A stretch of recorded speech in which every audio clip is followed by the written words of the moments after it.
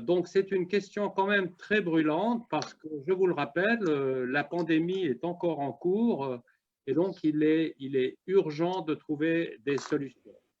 Voilà pour cette brève introduction. Je vous remercie tous de nous suivre. Je remercie aussi spécialement les membres du club diplomatique en leur rappelant déjà que nous avons une assemblée générale le 8 juillet. André, je te passe le flambeau. Très bien, merci. Je suis très heureux aussi évidemment de vous retrouver pour ce deuxième numéro de ce forum en ligne. Je crois qu'on commence effectivement à s'habituer à cette forme de conférence, même si j'espère bien qu'on arrivera à nouveau à faire prochainement des choses en présentiel. Alors, je vous présente tout de suite nos interlocuteurs et nos interlocutrices. Ils apparaissent à l'écran. D'abord, Sylvie Briand, qui est directrice du département pandémie et épidémie à l'OMS. Vous êtes une des figures de l'OMS qui s'est imposée durant la gestion de cette pandémie. Je sais que vous êtes très sollicité. Comme disait Raymond Loretan tout à l'heure, la crise n'est pas terminée et je vous remercie de participer à cette conférence. Madame Nora Kronig-Romero, vous êtes ambassadrice, vous êtes chef de la division des affaires internationales à l'OFSP, c'est-à-dire l'Office fédéral de la santé publique. L'Office a joué un rôle central, évidemment, dans la gestion de cette crise. Gestion complexe aussi, puisqu'on est dans un pays où la santé est en grande partie du ressort des cantons. Et puis, vous avez aussi suivi, évidemment, de par votre fonction, les questions internationales. Donc, vous avez une vision à la fois de ce qui s'est passé en Suisse et de ce qui s'est passé dans le monde. Et puis, Thomas Queny, qui est directeur général de l'IFPMA. Alors, c'est un sigle moins connu, un peu mystérieux, mais assez simple finalement. En français, ça signifie Fédération internationale des associations et fabricants de produits pharmaceutiques. Et merci, monsieur, aussi, d'avoir répondu à notre invitation. Alors, il y a une foule de questions qui se posent. Maintenant que je dirais que la question sanitaire, que la question médicale a beaucoup été traitée, et pas résolue, on l'a déjà beaucoup traitée. En revanche, il y a cette question du vaccin qui arrive et d'un vaccin pour tout le monde et d'un vaccin qui doit venir assez rapidement parce que on pense, on suppose, on craint qu'il puisse y avoir une deuxième vague. Et puis, un vaccin pour tout le monde, puisque, c'est-à-dire pas seulement en Suisse, puisque nous sommes en Suisse, mais pour l'ensemble du monde, et en particulier, bien sûr, pour les pays qui sont les plus faibles économiquement. Et puis, est-ce qu'on va assister à une nouvelle bagarre entre les États pour obtenir ces vaccins? Est-ce qu'on va assister à la même bagarre qu'on a pu assister sur la question des masques et sur la question des tests? Et puis, est-ce que ce vaccin va être considéré comme un bien décrété, comme un bien public mondial, un vaccin pour tous, si je reprends l'expression du secrétaire général de l'ONU, c'est lui qui a lancé cette idée.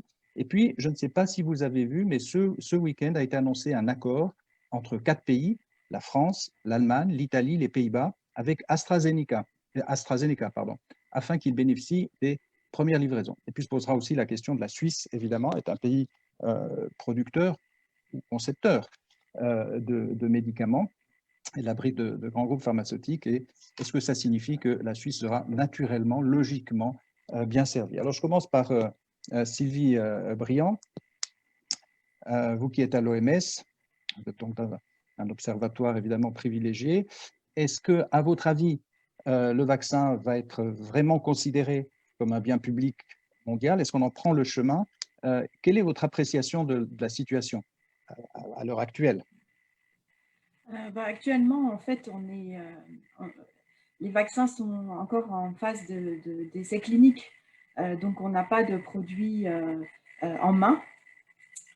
Donc, c'est un peu difficile de savoir combien de doses on va avoir besoin. Parce qu'en fonction du type de produit, évidemment, on ne pourra pas vacciner, on vaccinera pas forcément les mêmes populations.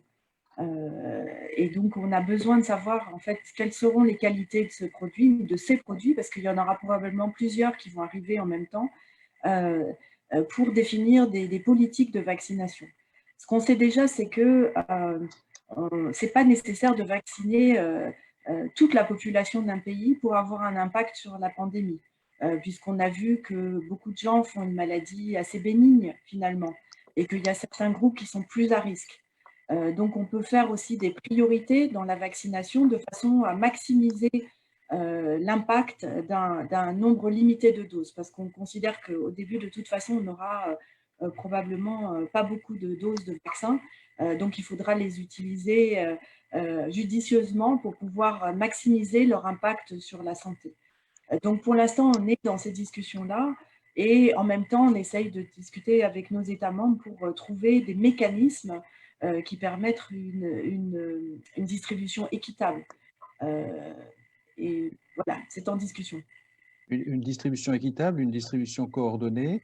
Et est-ce que, vous n'avez pas tout à fait répondu, c'est-à-dire, est-ce que le fait de pouvoir décréter ce ou ces vaccins comme un bien justement public mondial, est-ce que ça dépend aussi de l'État ou des compagnies qui seront les premières à pouvoir exploiter ce vaccin? Je veux dire, est-ce que ça fait une pardon, je m'excuse. Est-ce que ça fait une différence si c'est plutôt les Américains ou les Chinois qui sont les premiers en capacité d'offrir ce vaccin? En fait, ce qu'on essaye de faire, c'est de trouver un espace où finalement, ce n'est pas seulement la loi du marché qui s'applique, parce que si c'est que la loi du marché, évidemment, c'est les plus riches qui seront servis en premier. Donc, nos États membres nous ont demandé de trouver des options pour justement gérer ce problème. Puisque même dans cette histoire d'accès, en fait, même des pays riches qui sont mais de petite taille pourront même ne pas avoir accès parce que d'autres pays plus gourmands auront déjà acheté ou préacheté le nombre de doses qui convient pour une grande population. Donc, c'est une équation compliquée parce que ça met en jeu des pays de taille différente, de capacités d'achat différentes et des industries pharmaceutiques qui ont aussi qui sont dans une loi du marché. Donc, ce qu'essayent de faire les Nations Unies, c'est de proposer des schémas qui justement permettent en fait, d'adapter un peu ce mode de relation en fait, internationale à une vision plus de santé publique et qui au moins permettent aux pays qui sont dans des pays en développement ou des petites îles, par exemple, qui n'ont pas beaucoup de capacité de pouvoir accéder à ces produits. Alors, c'est une chorégraphie, je dirais, très complexe au niveau international qui demande effectivement des négociations importantes. D'autant plus qu'il y a déjà des préachats, si je comprends bien, en tout cas une préemption qui est posée. Alors après la précédente pandémie, en fait, il y a eu un accord par les États membres pour la grippe, en tous les cas, qui s'appelle le PEEP Framework, le cadre de gestion de préparation aux pandémies de grippe. Et là, en fait, il y a eu des accords avec l'industrie pharmaceutique pour qu'un certain pourcentage de vaccins soit alloué en temps réel à l'OMS pour que l'OMS puisse le redistribuer aux pays qui n'auraient pas accès. Mais pour le Covid, en fait, on n'a pas eu le temps de mettre en place ces agréments. On ne sait pas encore quelles sont les industries qui vont produire le vaccin. On ne sait pas encore quel vaccin va être sur place. Alors, c'est beaucoup plus compliqué. Je pense aussi que la crise est beaucoup plus forte cette fois-ci et les pressions beaucoup plus importantes, hein, j'imagine. Le monde est plus divisé aussi, probablement. Et le monde géopolitique est aussi beaucoup plus voilà. divisé. J'ai une question pour Thomas Coeny. Monsieur Coeny, quelle est aujourd'hui l'attitude des entreprises pharmaceutiques? Comment les choses pourraient s'organiser? Vous qui êtes en contact avec eux, quel est leur point de vue? Parce que d'un côté, on lit des déclarations plutôt rassurantes et plutôt, j'allais dire, bienfaisantes, mais où en est-on exactement? Comment la situation se présente du côté des pharma? Merci de m'avoir invité. Et je sens une grande responsabilité des fabricants. Je n'ai jamais vu une réaction aussi rapide, je n'ai jamais vu une réaction aussi alignée une réaction qui démontre que les entreprises ressentent une responsabilité sociale qui est énorme, parce qu'en effet, n'est-ce pas, contrairement à la grippe saisonnale qu'on attend chaque année, on sait s'y préparer, le SARS-CoV-2 nous a pris par surprise. Et on était mal préparé pour les masques ainsi pour les vêtements de protection, mais il y avait une réaction extrêmement rapide de tous les entreprises innovantes.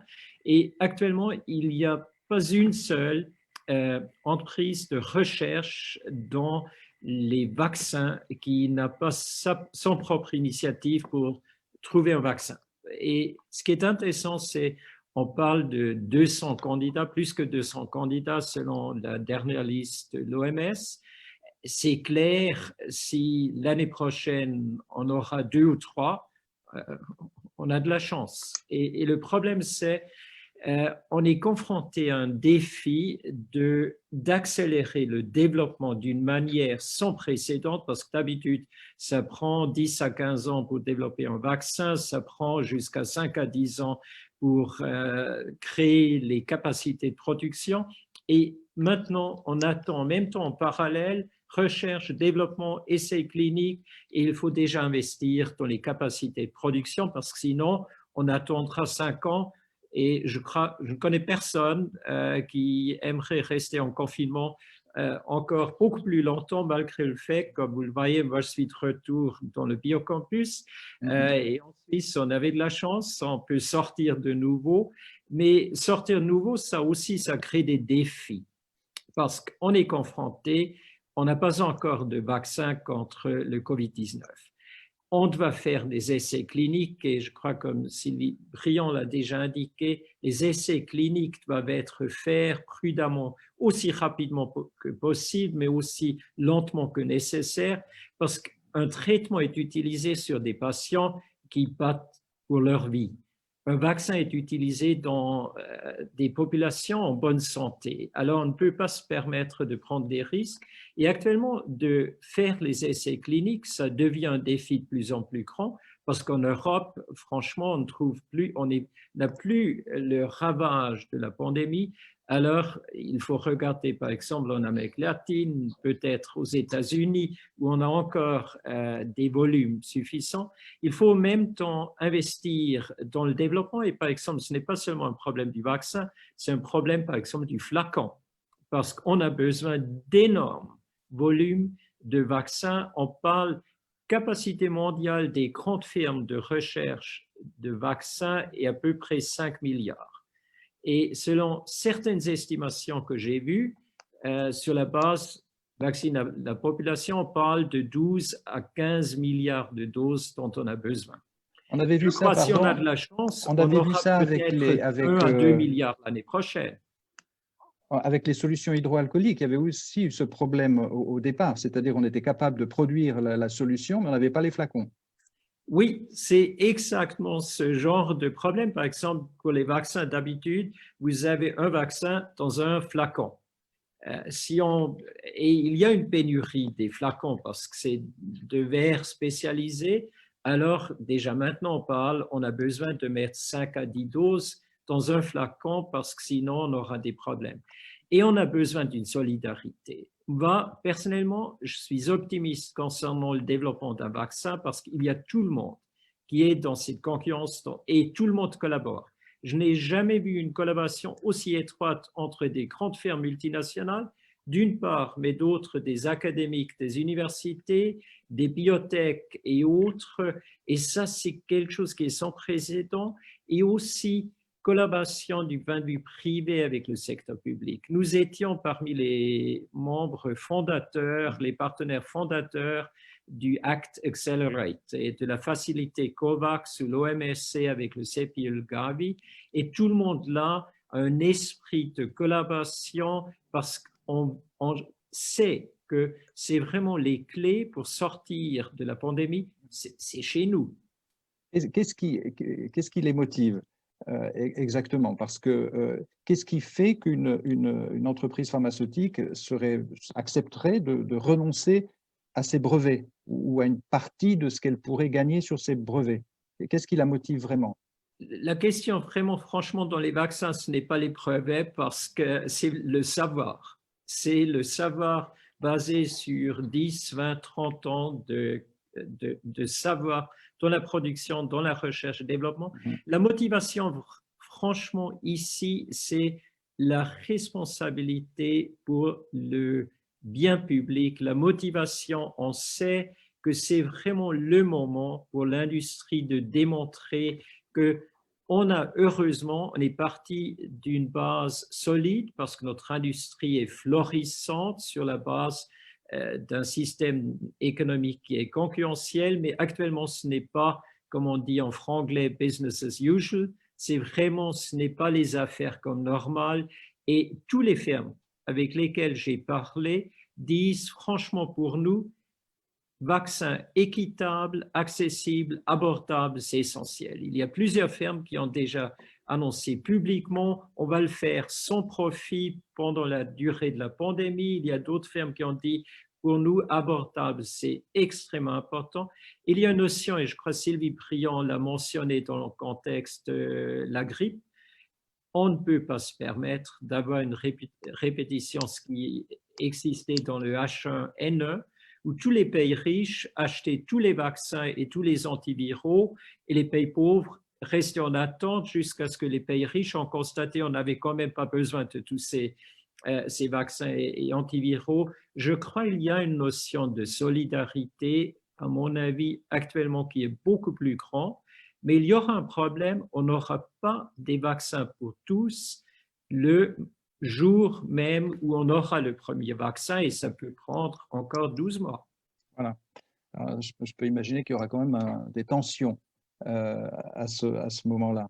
On finit notre tour de table parce que je vois déjà arriver des questions et je signale à tous ceux qui nous écoutent qu'ils peuvent poser des questions à travers la messagerie et on va vous répondre tout à l'heure.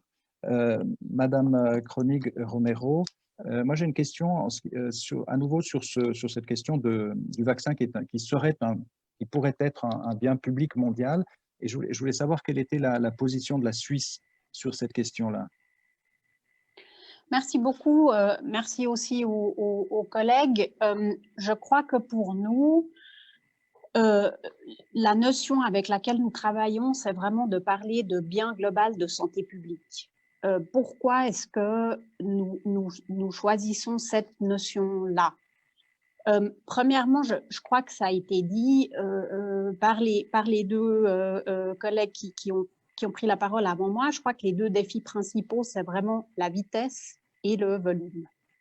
Comment est-ce qu'on va arriver à trouver un vaccin, à le produire en quantité suffisante, à le distribuer, évidemment de manière équitable, et cela le plus vite possible. Et je crois que dans cette logique-là, il s'agit vraiment de ne pas oublier qu'on parle d'un produit. Un vaccin, c'est un produit, c'est quelque chose qui a une certaine limite en termes de capacité de production, raison pour laquelle nous tenons, disons, à cette manière-là de qualifier le produit. Je crois que la logique globale, ça a déjà été mentionné, c'est une évidence. Je crois personnellement, et là je rejoins ce qu'a dit Thomas, qu'on est dans une situation où la solidarité est de mise, mais je crois aussi une certaine solidarité de fait, tout simplement parce qu'on se rend compte, que ce soit dans la recherche et le développement ou dans la production ou dans la distribution, que probablement aucun État est en mesure de assurer l'ensemble de la chaîne de tout seul, ne serait-ce que parce qu'on a besoin de certains matériaux, certains produits, parce qu'on a besoin de partager le savoir. Et je crois que la collaboration internationale en ce moment est simplement une évidence et quelque chose qui est central. Et puis enfin, pourquoi parler de santé publique? Je crois que c'est important de ramener dans cette manière de qualifier le vaccin la notion vraiment de santé. Il s'agit de trouver une solution pour la santé de nos populations, trouver un vaccin rapidement pour qu'on puisse vraiment répondre à des potentielles futures vagues et là pouvoir protéger au mieux nos populations. Est-ce que la Suisse joue, est-ce qu'elle peut jouer un rôle particulier justement dans ce besoin de coordination dont on a parlé tout à l'heure? Est-ce que la Suisse doit avoir un rôle actif? Il y a eu il n'y a pas très longtemps d'ailleurs une conférence sur cette question des vaccins et de la distribution des vaccins, mais elle s'est passée à Londres. Est-ce que la Suisse envisage aussi peut-être d'organiser une telle conférence, puisqu'on a quand même pas mal d'organisations et de compétences qui se trouvent à Genève, par exemple? Mais je crois que une fois de plus, disons, l'importance, mais aussi le rôle de la Genève internationale est à mon sens une évidence. L'OMS est basée à Genève, les nouveaux mécanismes qui sont en train de se mettre en place de collaboration entre les organisations qui sont engagées se passent à Genève, l'établissement de COVAX s'est établi à Genève. Je crois que tout simplement que l'écosystème genevois permet cette facilitation et ce dialogue de manière virtuelle en ce moment, mais je crois que, disons, le rôle de la Genève internationale dans ces questions-là est important. Je pense que la question, disons, je crois que les efforts à ce stade se sont très fortement concentrés sur l'investissement dans la recherche et le développement, comment est-ce qu'on pouvait lever les fonds. C'était vraiment aussi l'objectif de ces différentes conférences qui ont eu lieu ces dernières semaines ou ce dernier mois. Je crois qu'en matière de production, on est très étroitement en collaboration avec le secteur privé. Je dois dire que je trouve vraiment que cette collaboration publique-privée est pas seulement importante, mais vraiment porte et est très active, très dynamique, très ouverte et je crois aussi avec vraiment un objectif commun qui nous réunit. Les questions, disons, de distribution, de manière d'apporter le vaccin sont aussi des dimensions qui sont déjà en train d'être traitées. Je pense que la répartition équitable, l'accès pour tout le monde dans le monde entier est certainement encore quelque chose qui est en phase de définition parce que c'est un mécanisme qui n'existe pas encore. Sylvie a parlé du PIP Framework comme exemple. Je crois que c'est à nous maintenant, États membres, d'accompagner les discussions qui ont commencé au sein des agences onusiennes et agences, disons, de la famille onusienne un peu plus large, de vraiment se trouver, avoir ce dialogue. C'est un dialogue qui commence maintenant, mais je crois que comme l'a dit Thomas, on a encore plusieurs mois devant nous jusqu'au moment où un vaccin sera, on l'espère, vraiment trouvé effectif et sûr. Et je crois que c'est maintenant que nous devons travailler un mécanisme qui nous permet de faire cette distribution avec un accès pour tout le monde. Vous mentionnez bien sûr le rôle fondamental des organisations, en particulier évidemment de l'OMS. Sylvie Briand, est-ce que l'OMS a les moyens effectivement si ce n'est d'organiser cette coopération, d'autant plus en ce moment où elle est contestée par certains États, où on lui reproche un certain nombre de faiblesses. Est-ce que dans cette nouvelle phase, si j'ose dire, de la question des vaccins, est-ce qu'elle a les moyens de contraindre un État, par exemple, de partager un vaccin? Alors, en fait, bon, déjà, lors de l'Assemblée mondiale de la santé en mai, qui était la première assemblée complètement virtuelle qu'on a eue de l'histoire, nos États membres nous ont donné le mandat de justement proposer des options pour un accès et une application équitable de ces produits pharmaceutiques. Donc, on a commencé les discussions avec de nombreux partenaires et certains comme le Gavi, CEPI, etc. Ces discussions avaient déjà commencé même avant l'Assemblée mondiale. Pardon, le Gavi, vous pouvez en dire un mot, le Gavi qui est à Genève? Alors, le Gavi, c'est la Global Alliance for Vaccine and Immunization. Donc, c'est une alliance de partenaires qui donc travaille à augmenter l'accès et la distribution des vaccins. Mais le Gavi travaille pour un certain nombre de pays qui sont des pays en développement. Et donc, c'est un mécanisme qui met ensemble justement l'industrie pharmaceutique, les ONG qui travaillent avec ces populations et aussi dans les pays concernés, les pays concernés, etc. Donc, c'est vraiment une alliance pour favoriser la vaccination et l'accès aux vaccins dans ces pays-là. Et donc, le Gavi s'est proposé justement de mettre en place un mécanisme qui pourrait non seulement servir ces pays en développement, mais aussi servir d'autres pays qui ne sont pas traditionnellement dans les pays Gavi, mais qui pourraient justement, pour Covid-19 en particulier, devenir un peu membre en fait, de ce mécanisme. Donc, on est en train d'en discuter justement les contours, comment ça pourrait fonctionner et quelle serait la gouvernance en fait de ce mécanisme pour être sûr qu'il soit vraiment équitable et que tous les pays s'y retrouvent en fait. Donc, notre ambition, effectivement, c'est de pouvoir avoir un mécanisme qui soit complètement mondial et qui touche tous les pays. Bon, on voit que déjà, il y a certains groupes de pays qui ont commencé à avoir des arrangements un peu particuliers. Donc, avec ces pays-là, on est aussi en discussion, c'est nos États membres. Et donc, on va voir effectivement s'il n'y a pas possibilité quand même dans leur groupement de voir comment ils pourraient aussi contribuer, soit à travers le Gavi, soit à travers d'autres mécanismes pour qu'il y ait un accès équitable à ces produits. Si. Monsieur Queny, où en est-on en Suisse sur la question des vaccins? Il y a plusieurs recherches. Où en est-on? Je n'ai pas entendu d'annonce particulière, hein, puisqu'on a vu qu'il y a des pharma qui ont fait des annonces assez spectaculaires, notamment aux États-Unis, pour dire qu'il pourrait y avoir déjà un vaccin à la fin de cette année, ce qui est assez étonnant avec ce que vous nous avez dit tout à l'heure, hein, sur la question du temps que cela prend de fabriquer un vaccin, sur les questions de sécurité. Où en est-on en Suisse? Est-ce que vous savez, est-ce qu'on est déjà en train de tester ou est-ce qu'on est encore dans les laboratoires?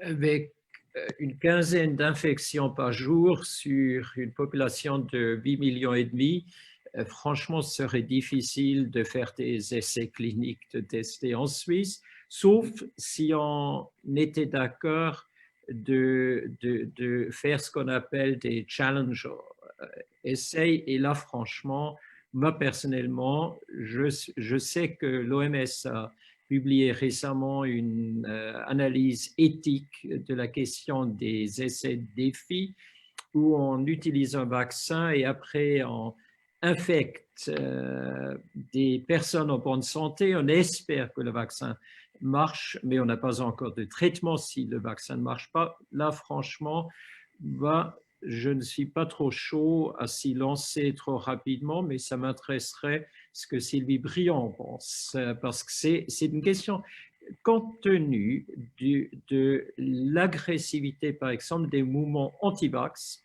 qu'on a aussi chez nous, ainsi qu'en France, en Allemagne. Là, franchement, je pense qu'il faut vraiment progresser prudemment. Alors en Suisse, faire des essais cliniques, aucune chance parce qu'on a presque plus d'infections.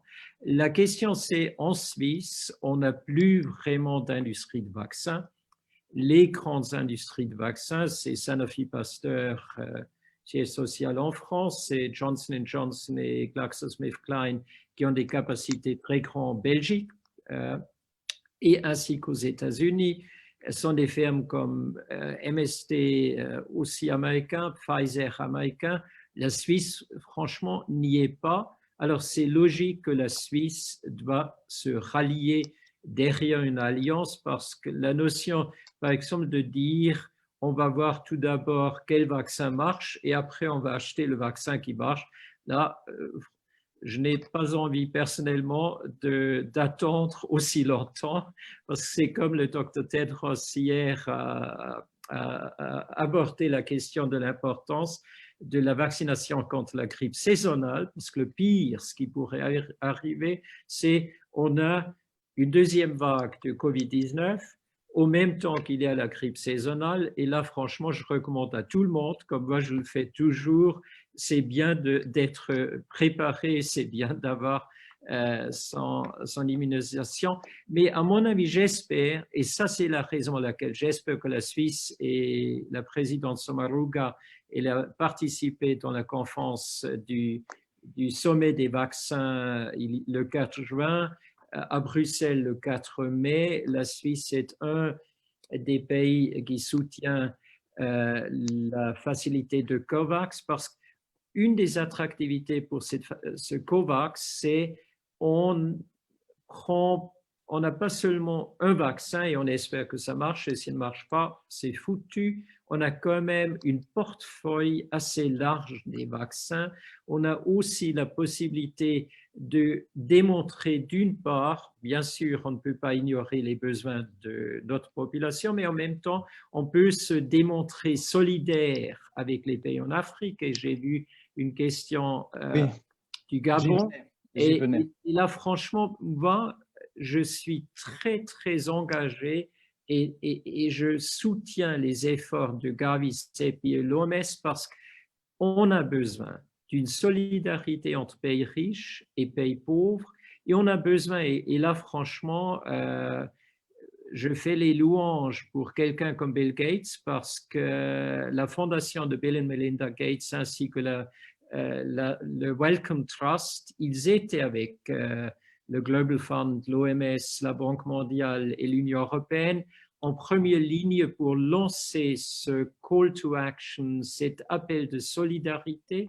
Et moi, je suis réaliste. Il n'y a pas un seul politicien qui peut ignorer les besoins de ses propres citoyens, en tout cas dans les pays où on a besoin de temps à autre d'être réélu, même en Suisse.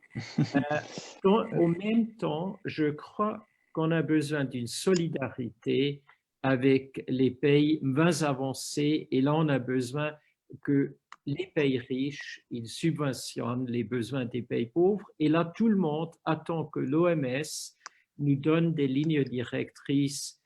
Qui est-ce qui devrait recevoir les vaccins les premiers, notamment les médecins, les personnes dans les systèmes de santé, les personnes vulnérables, ça peut être les personnes âgées, ça peut être par exemple la population des réfugiés ou les migrants. Pour une fois, contrairement au Gavi normal, probablement pas les enfants, parce que les enfants semblent être beaucoup moins affectés par Covid-19, mais il y a des critères, à mon avis, tout à fait rationnels, et un des critères, c'est la disponibilité des vaccins, parce qu'actuellement, on sait qu'on n'aura pas assez. Oui, oui. Alors, sans vouloir trop prolonger, malgré tout, on n'a pas répondu sur la question de est-ce que des vaccins pourraient déjà être à disposition en fin d'année ou au tout début de l'année prochaine, comme certaines compagnies l'ont annoncé? À mon avis, si on a de la chance, mais c'est vraiment peut-être un 6 dans le loto, fin de l'année, on pourrait avoir les premières autorisations de mise sur le marché, ce qui ne va pas dire qu'on aura des milliards de doses. Ça dépend aussi des technologies. Comme j'en suis sûr, Sylvie Priance le sait, si les nouvelles technologies comme les messenger RNA marchent, la production à échelle semble être plus facile pour les candidats de vaccins normaux. Pour les candidats normaux, été de l'année prochaine, si tout va bien. D'accord, très bien. Mais j'espère qu'on a de la chance. D'accord. Madame Kronig, est-ce que la Suisse a aussi des accords avec des pharmas ou est-ce qu'elle imagine en avoir? Est-ce qu'elle est en discussion pour établir ce type d'accord, pour avoir des sortes de préachats, entre guillemets? Comme je le disais tout à l'heure, on a vu cet accord de 4 pays, dont la France, avec AstraZeneca. Est-ce qu'il y a des discussions de ce type-là en Suisse entre la Confédération et des pharmas? Alors, ce que nous faisons, c'est vraiment d'investir pour accélérer la recherche et développement. C'est travailler sur différentes pistes pour nous assurer qu'on pourra garantir un accès rapide à la population suisse qui, justement, serait candidate à vaccination rapidement, et puis à vraiment nous engager pour un accès équitable de manière large et une distribution large. J'aimerais peut-être encore simplement revenir sur ce qu'a dit Thomas aussi sur ce qui se passe en Suisse. Je crois que il ne faut pas oublier qu'on a un environnement extrêmement dynamique, que ce soit du secteur académique qui fait des recherches en matière de vaccins, un secteur pharmaceutique extrêmement développé, mais aussi, je crois, un écosystème dans tout ce qui est technologie biomédicale très, très large et très dynamique. Et je crois que pour nous, ce qui est important dans cette phase, c'est aussi vraiment de travailler au niveau national avec notre industrie, avec différents partenaires pour voir un petit peu ce qui se passe dans la chaîne entre la recherche et le développement jusqu'à la distribution du vaccin. Et je crois qu'on est là tous ouverts à vraiment travailler ensemble, ne serait-ce que pour des raisons, je crois, de volume, on l'a déjà rappelé plusieurs fois. Ouais. Pour, disons, atteindre ces différents objectifs, on s'est vraiment fixé un petit peu comme 3 pistes de travail. Je crois que la première, c'est vraiment tout notre engagement multilatéral. On a parlé des différentes organisations qui sont actives. On a choisi aussi d'investir davantage. On participe maintenant à CEPIS, qui est quelque chose de nouveau, par exemple. On est en contact avec l'industrie, que ce soit en Suisse ou aussi à l'étranger, ne serait-ce aussi que pour avoir, disons, le meilleur suivi de ce qui se passe, de ce qui est développé, voir ce qui se passe en matière d'essais cliniques, aussi pour pouvoir accompagner tout au long de ce processus tout ce qui se passe en matière d'autorité de régulation et d'autorisation de mise sur le marché. Est-ce qu'on pourrait imaginer, pardon, est-ce qu'on pourrait imaginer justement aussi l'annonce d'un accord prochainement avec une pharma? Ce n'est pas des choses sur lesquelles on communique, disons, ouvertement. Ce qui est sûr, c'est qu'on diversifie nos efforts, c'est-à-dire qu'on essaye vraiment d'investir dans différentes technologies, d'utiliser les différentes pistes.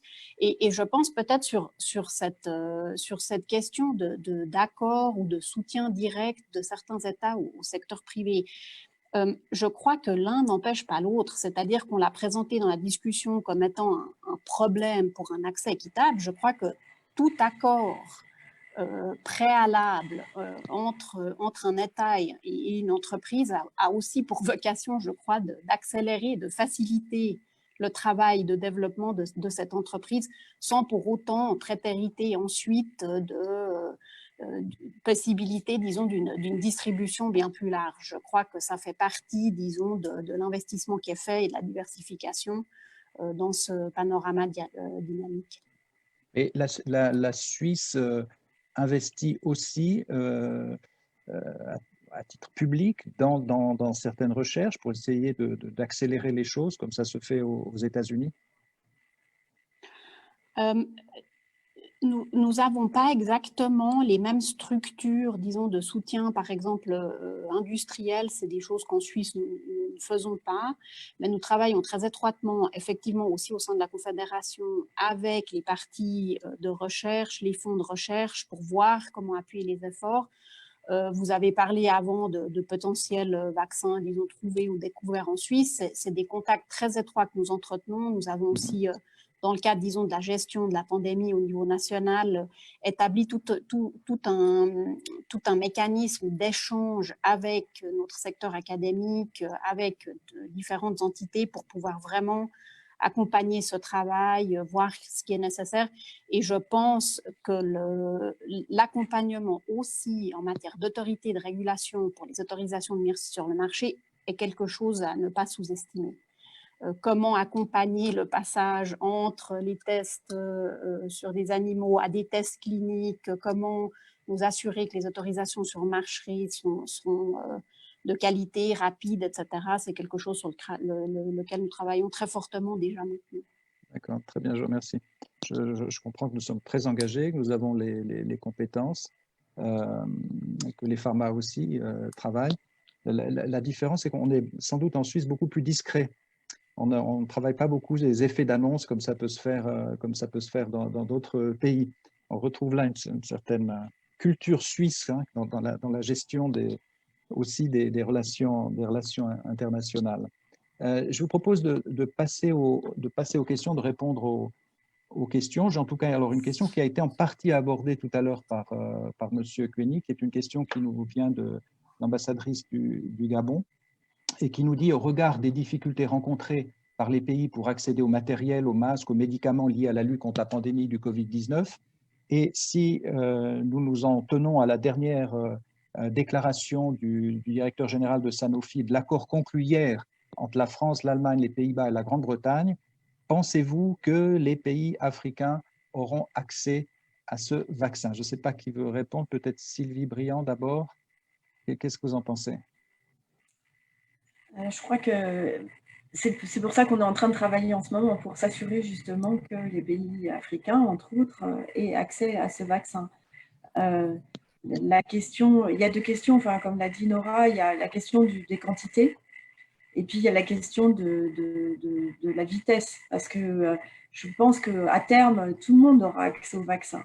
Mais la question, c'est lorsque les premières doses seront disponibles, est-ce qu'on parviendra à avoir justement une distribution pour tous, au moins de petites quantités pour que tout le monde puisse commencer à utiliser ce vaccin. Donc, c'est un peu là-dessus qu'on est en train de travailler pour voir en fonction de la dynamique de l'épidémie, en fonction justement des capacités des systèmes de santé à gérer ces épidémies, comment on pourrait allouer des doses qui permettent à chaque pays de mieux réduire l'impact de ce virus.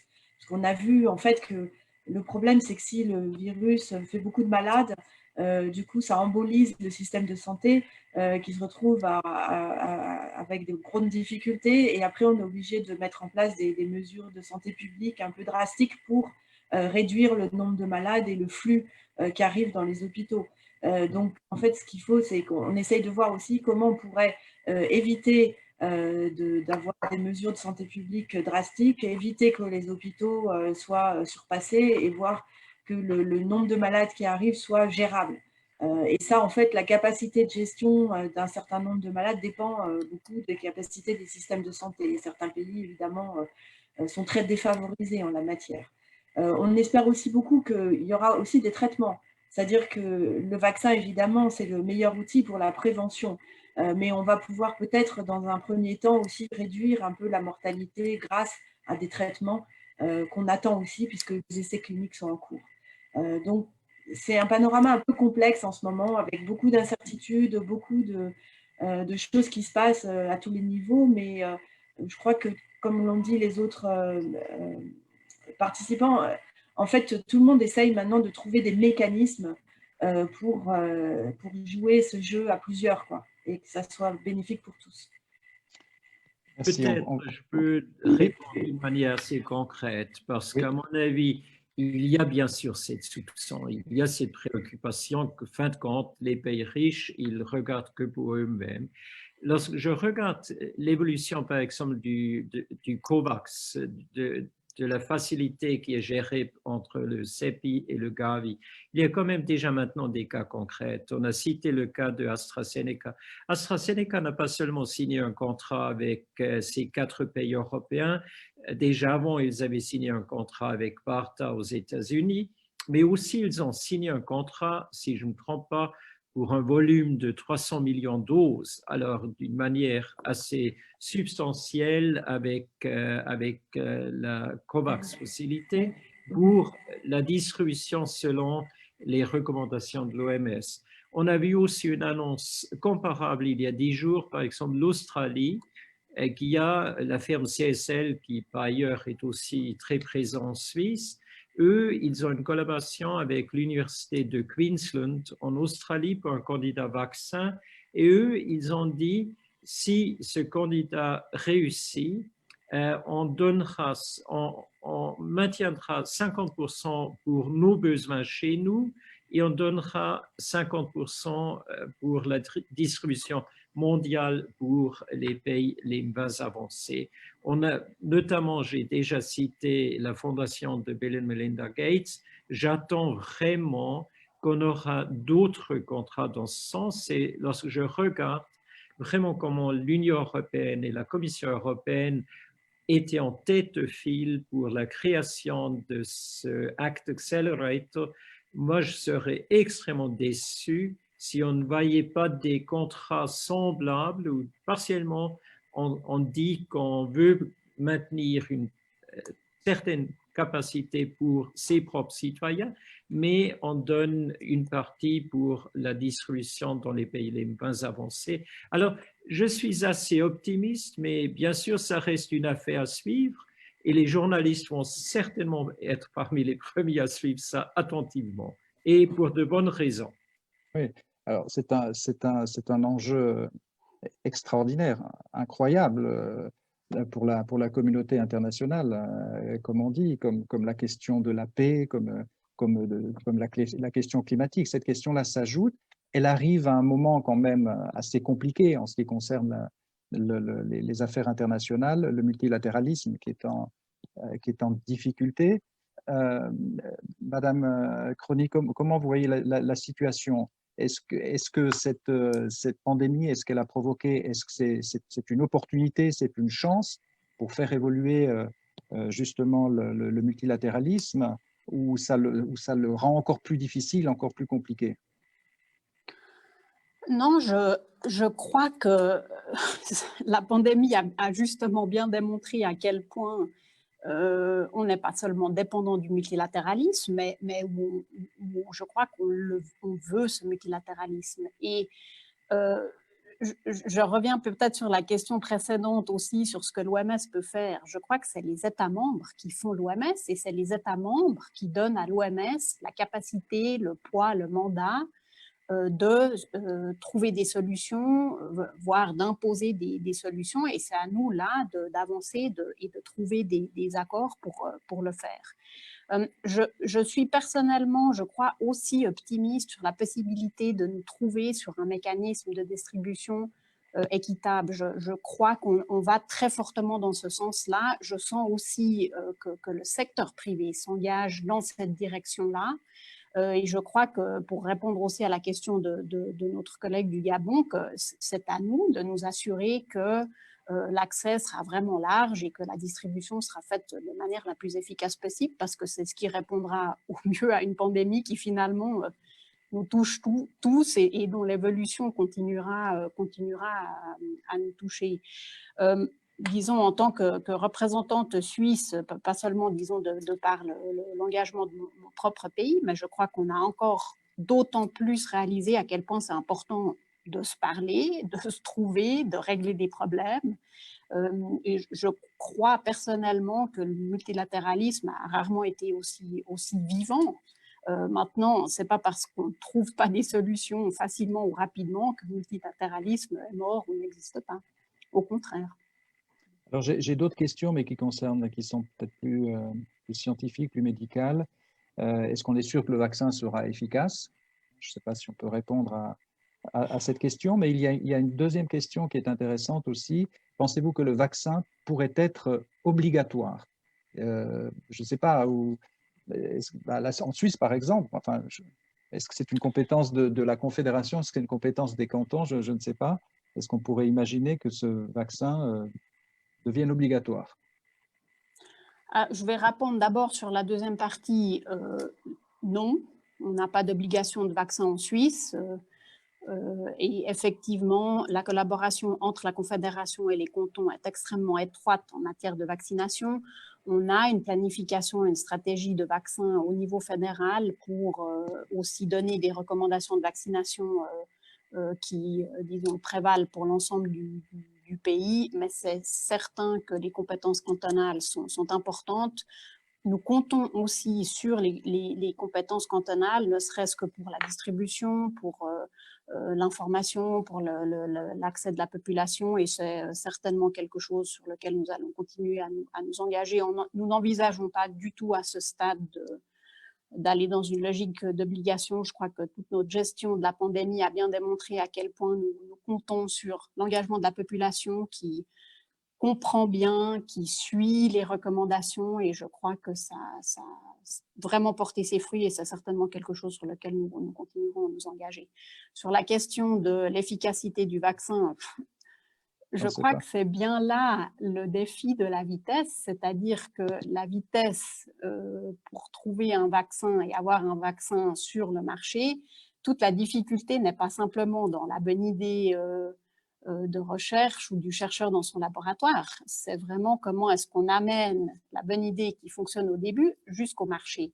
Et pour ça, et l'efficacité et la qualité sont incontournables et essentielles, et c'est bien là, je crois, c'est que la question de la logistique, elle est primordiale, et on l'a peut-être, pas peut-être, mais on l'a vu aussi en ce qui concerne la gestion sanitaire de la crise, avec la question des masques, avec la question des tests, avec la question des combinaisons. C'est peut-être quelque chose qui était moins présent dans l'esprit du public et qui se repose cette fois-ci. Comme vous le dites, c'est une chose de trouver le vaccin, c'en est une autre de le fabriquer, et surtout de le fabriquer en grande quantité. Je crois que Thomas Kuehny en parlait tout à l'heure. Mais je crois que c'est en plus, encore, si on pousse la réflexion jusqu'au bout de la chaîne, si on veut appeler ça comme ça, un défi aussi logistique de distribution. Suivant la technologie qui pourrait fonctionner, quel est le cadre de stockage? Est-ce qu'il faut travailler dans des circonstances extrêmement froides? Comment se passent les doses? C'est quelque chose qui, dans notre stratégie, est déjà intégré à ce stade. C'est comment est-ce qu'on s'assure qu'on aura aussi la possibilité, pas seulement de le distribuer, mais de le stocker comme il faut, et puis ensuite d'inoculer le vaccin de manière adéquate. Large. Et là, de nouveau, je crois qu'on dépend vraiment de la collaboration entre tous les acteurs, aussi au niveau suisse, avec les cantons, mais aussi ensuite avec les hôpitaux, les médecins de famille, etc. Et c'est quelque chose qu'on a d'ores et déjà intégré dans nos réflexions pour nous assurer qu'on arrivera aussi, en termes de logistique, à répondre tout de suite à partir du moment où le vaccin sûr et efficace sera sur le marché. Merci. Alors, moi, j'avais encore une question. C'est un thème qui est revenu plusieurs fois. C'est le rôle des fondations privées. On parle beaucoup de la fondation de Bill Gates, ce qui est à la fois heureux, j'imagine, puisque la fondation amène des moyens financiers très, très importants. Et puis, d'un autre côté, on pourrait s'interroger sur la nécessité que nous avons aujourd'hui de recourir à ces fondations. Est-ce que c'est pas une compensation? Est-ce que ça ne montre pas d'une certaine manière aussi une certaine faiblesse des États ou un manque d'engagement des États et notamment sur le plan financier? Thomas Kuehny peut-être. Pardon, Thomas Kuehny d'abord. Oui, de mon point de vue, n'est-ce pas, lorsque je suis le débat, assez souvent il manque une reconnaissance et un respect pour vraiment le courage et le leadership qu'un Bill Gates démontre, et aussi pareillement, par exemple, lorsque je suis le débat sur maintenant les travaux qui sont faits ensemble, c'est d'une part c'est la Bill and Melinda Gates Foundation, d'autre part c'est le Wellcome Trust de Jeremy Farrar, et les deux sont très présents à Genève, et à mon avis leur rôle est important parce que franchement les gouvernements en général ne sont pas tellement habiles à poser des questions qui ne sont pas des questions de confort, à nous rappeler que, par exemple, le manque de préparation pour les pandémies, c'est quelque chose qu'un Bill Gates a déjà rappelé il y a 5-6 ans. Et je crois aussi, comme Nora Kronig l'a dit, l'OMS, c'est l'organisation des États membres, mais en même temps, je crois, une fondation comme Gates, elle apporte du point de vue défi intellectuel, du point de vue poser des questions, du point de vue saisir l'initiative, joue un rôle très important, et joue un rôle très important aussi de nous rappeler de l'importance de la solidarité. Alors, bien sûr, ce qu'on a besoin, c'est transparence, ce qu'on a besoin, c'est la gouvernance de l'OMS ne peut pas être dépendant des fondations privées, en commun, bien sûr, du secteur privé. Nous sommes très conscients des questions de conflit d'intérêts, mais en même temps, par exemple, ce que cette pandémie nous a rappelé, et je l'ai déjà dit au docteur Tedros à plusieurs reprises, comme Sylvie Prion nous le sait, à mon avis, il avait dans les 10 années dernières un manque d'inclusion du secteur privé. Parce que si on regarde maintenant, qui est-ce qui a la capacité, le savoir, les chercheurs, les ingénieurs qui ont la capacité de produire en masse à grande échelle les vaccins et les agents thérapeutiques, c'est l'industrie privée. Et qui aussi a le savoir, par exemple, des systèmes de santé, parce qu'on fait de pharmacovigilance, on est présent dans tous les pays. Historiquement et traditionnellement, à cause de cet encadrement qu'on appelle FENSA, assez souvent l'industrie privée est tout simplement exclue de ce dialogue et pourparlers. Et maintenant, on constate que, franchement, avec l'importance de respecter les conflits d'intérêts et de respecter les prises de décision et aussi une différenciation entre les donateurs d'une part et le secteur privé d'autre part, je crois on ferait bien à réfléchir comment est-ce qu'on peut mieux inclure ceux qui vraiment ont le savoir et peuvent contribuer à la résolution et la sortie de la pandémie. Et alors, Madame Chronique-Romero, vous vouliez intervenir, je crois. Non, peut-être simplement encore une remarque additionnelle. Je crois qu'on n'a pas encore beaucoup évoqué la dimension de l'incertitude. Et je crois que vraiment pour répondre à ces deux défis de la vitesse et du volume, je pense qu'il ne faut pas qu'on oublie que nous sommes quand même dans un cadre où nous avons différentes technologies possibles, toute une série de candidats qui sont là, mais sans avoir de certitude de ce qui va marcher. Et je crois que le but qui nous unit tous, c'est à la fin d'avoir un vaccin qui fonctionne, qui est de bonne qualité et qui nous permet de lutter, disons, définitivement contre la suite possible de la pandémie qui nous frappe maintenant tous.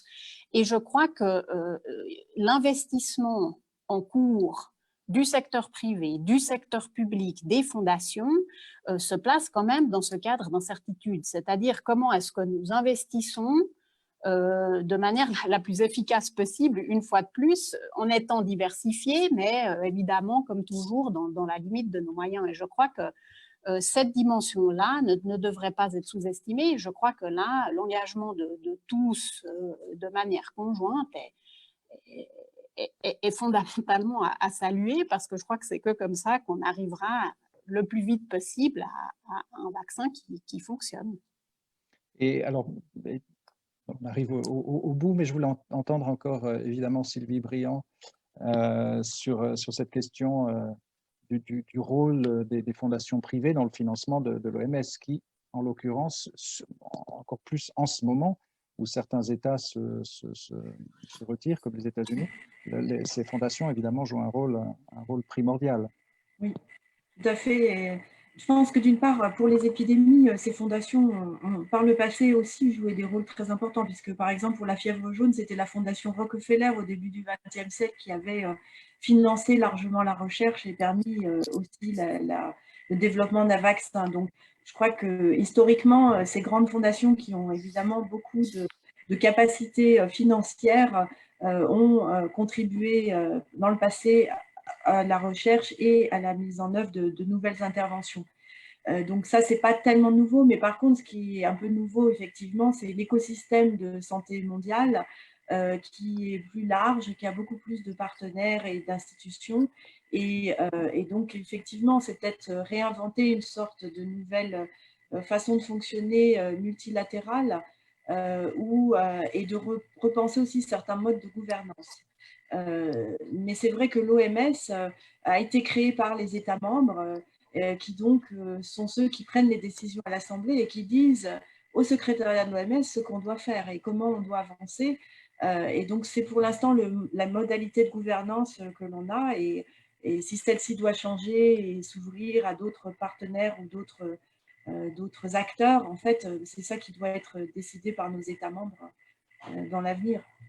Très bien. En tout cas, je vous remercie. Je crois que vous avez trouvé les mots de la conclusion, c'est-à-dire réinventer la gouvernance mondiale. On en parle beaucoup en ce moment. C'est intéressant de voir que les forums se concluent souvent sur cette question-là, c'est-à-dire voilà, comment on va faire autrement, comment on va faire mieux. En tout cas, je retiens de vos interventions un certain optimisme, je dirais. Voilà, je ne sais pas si vous avez raison, mais comme vous êtes très impliqué dans ces dans ces questions-là, je pense qu'on peut vous faire confiance. Et effectivement, même s'il y a encore beaucoup d'incertitudes, en tout cas, je vous remercie d'avoir participé à cette conférence en ligne, d'avoir pris un peu de temps pour répondre à nos questions. Et j'espère qu'on a répondu à la plupart des interrogations de ceux qui nous suivaient. Voilà, merci à vous, le Club diplomatique de Genève et notre hub international Genève Vision de la RTS vous remercie, et peut-être que nous aurons une autre opportunité de nous rencontrer, cette fois-ci de manière physique, concrète. Voilà, alors bonne journée, bonne fin de journée à vous, et merci en tout cas. Au revoir. Merci. Merci beaucoup. Au revoir. Merci. Au revoir. Au revoir.